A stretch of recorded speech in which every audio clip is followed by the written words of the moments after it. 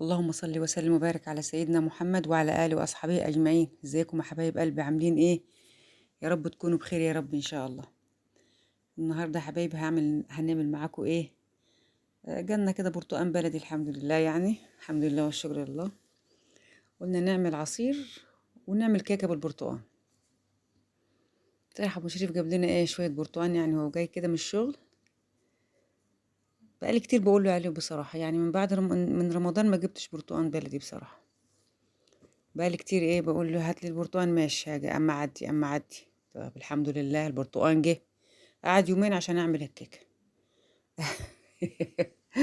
اه والله قعد يومين لما احطها في الطبق كده عشان اعمل الكيكه واعمل العصير، على حسب النفسيه بقى والمزاج.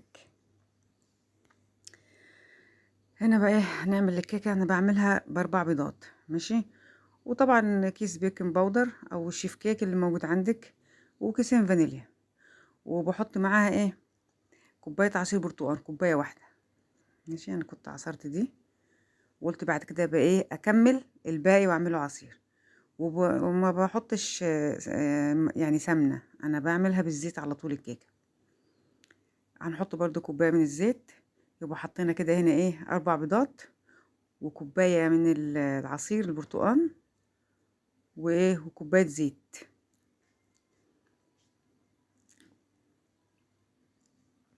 هنحطهم كده كلهم مع بعض. وهنحط ايه هنا تاني برضو معلقة من ايه بقى من الخل.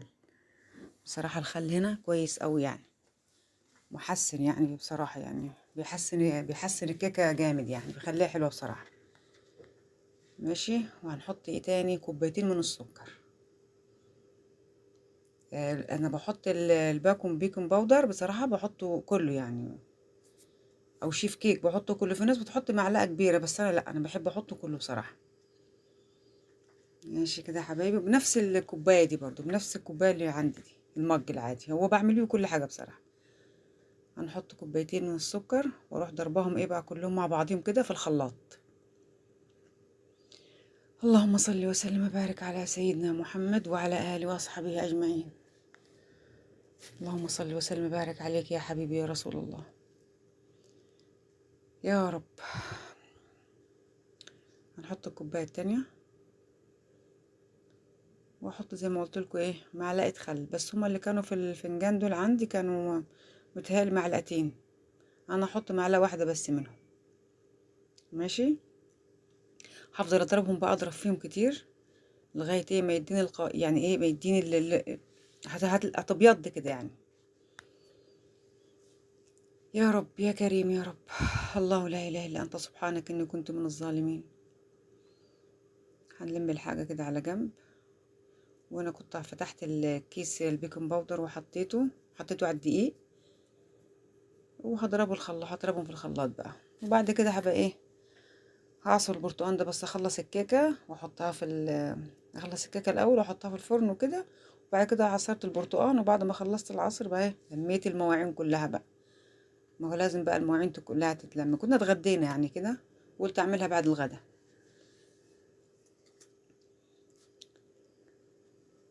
يا كريم يا رب.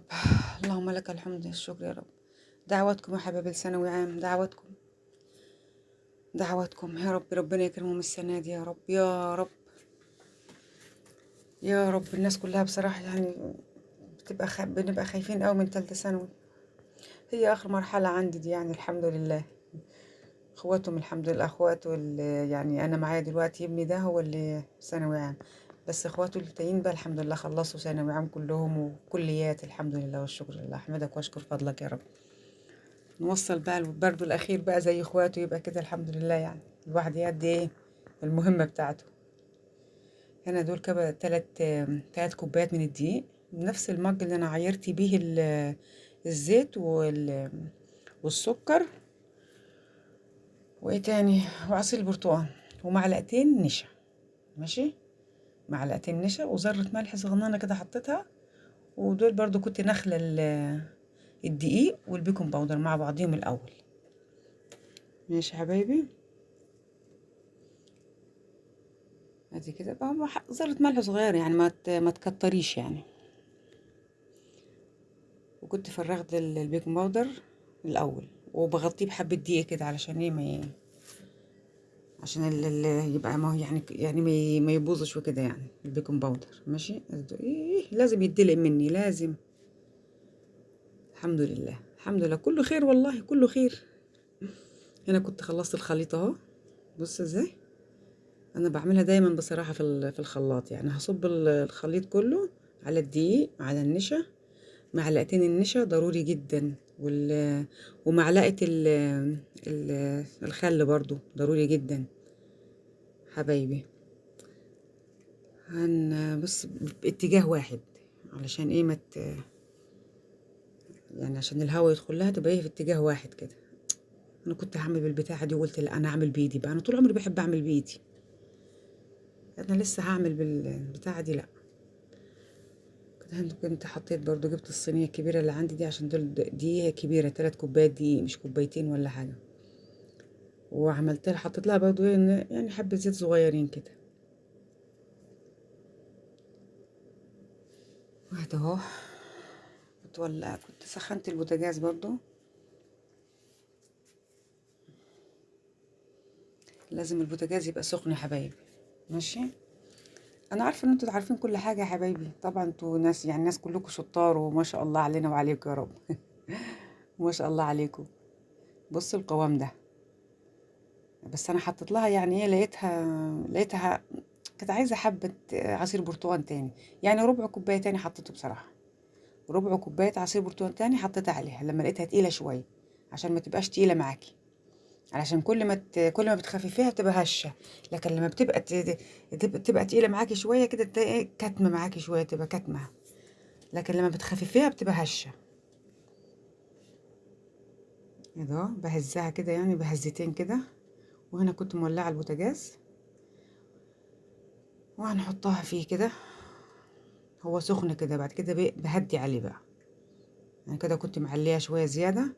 هو ما عندوش ارقام، انا ببص من تحت يعني الارقام بتاعته ماتت خلاص راحت. وهنا كنا عاملين عجه بقى، عملنا عجه اتغدينا بيها وبطاطس محمره ومخل وليمون مخلل يعني وكده. يا رب الفيديو بتاعي يعجبكم يا حبايبي ان شاء الله، وينول اعجابكم كلكم يا رب. هنا بقى ابني مش مستني البتاع، والله سخنه والله مش عارفه امسكها، بس هو ابني اللي في ثانوي عام ده بيحب الحاجه سخنه، لما بتبرد الكيكه ما بياكلهاش والله، ما اعرفش هو طبيعته كده. قال لي اعمليها بسرعه قبل ما انام عشان كان عليه درس الصبح الساعه 7. انا باكل هنا يا جماعه، بصوا طعمها تحفه والله تحفه. بصي ازاي انا والله مش عارفه امسكها، يعني بصي من السخونيه بتاعتها، شايفين ملبن والله ملبن، وطعمها تحفه اقسم بالله. ما تنسوش بقى اللايك يا حبايبي، اللايك والاشتراك بالله عليكم عشان الفيديو يعلى شويه، واشوف وشكم على خير يا حبايبي. انا نسيت ثواني صح.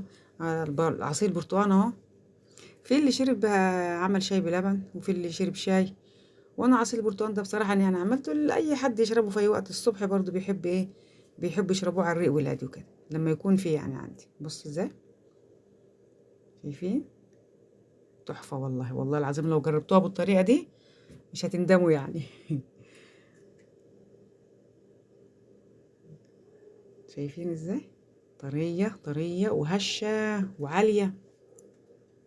اشوف وشكوا على خير يا حبايبي.